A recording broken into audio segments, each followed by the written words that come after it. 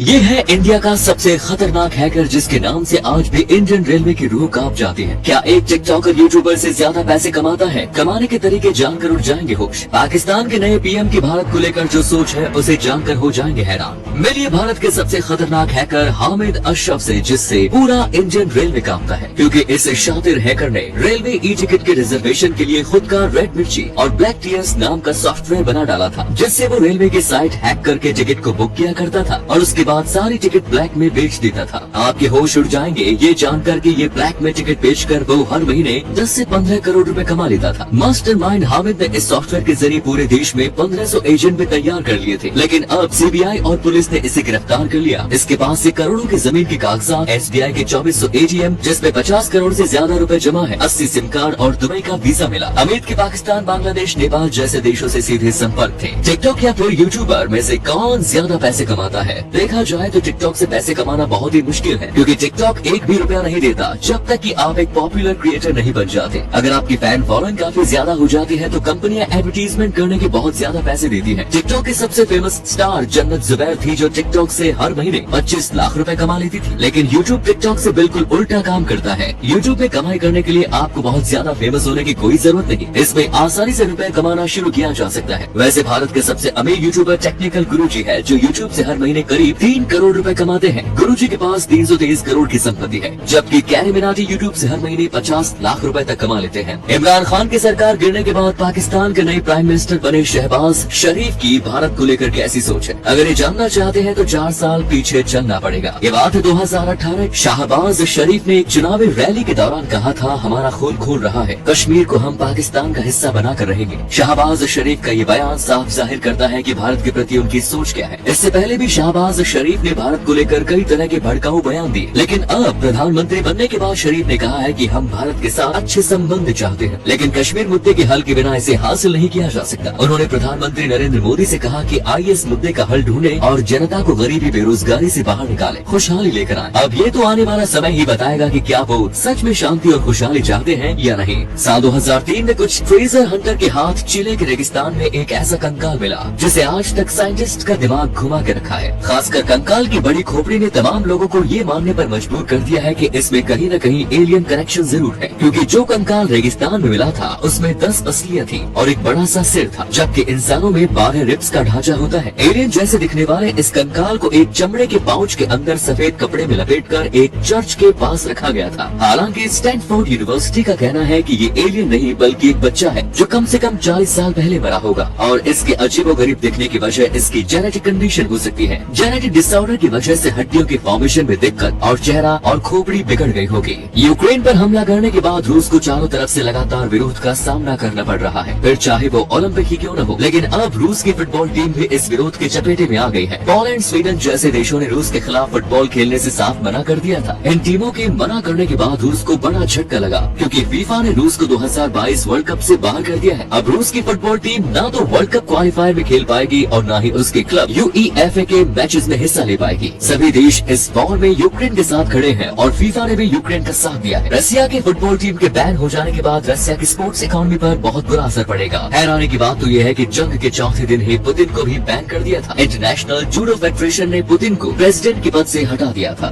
Oscar 2022 में थप्पड़ कांड की असलियत जानकर आप भी हैरान हो जाएंगे। दरअसल विल स्मिथ की पत्नी जेडा ने जीआई जैन फिल्म के लिए अपने बाल कटवा लिए थे, लेकिन अब विल स्मिथ की पत्नी जेडा एलोपेसिया नाम की बीमारी से जूझ रही है। यही उनके गंजेपन की वजह है। इसी का मजाक उड़ाते हुए कॉमेडियन क्रिस रॉक ने ऑस्कर में कह दिया कि मैं जीआई जैन 2 का इंतजार कर रहा हूँ। ये मजाक सुनकर जेडा थोड़ी अनकंफर्टेबल हो गई, लेकिन विल स्मिथ हंस रहे थे। पर जब उन्होंने अपनी पत्नी की तरफ देखा कि वो अनकंफर्टेबल फील कर रही है, तब विल स्मिथ अपनी जगह से उठे और मंच पर रॉक की तरफ बढ़े। रॉक को लगा कि उनका जोक इतना मजेदार था कि स्मिथ स्टेज पर आकर कुछ कहेंगे, लेकिन फिर वो हुआ जो ऑस्कर के इतिहास में कभी नहीं हुआ। विल स्मिथ ने क्रिस को एक जोरदार थप्पड़ जड़ दिया।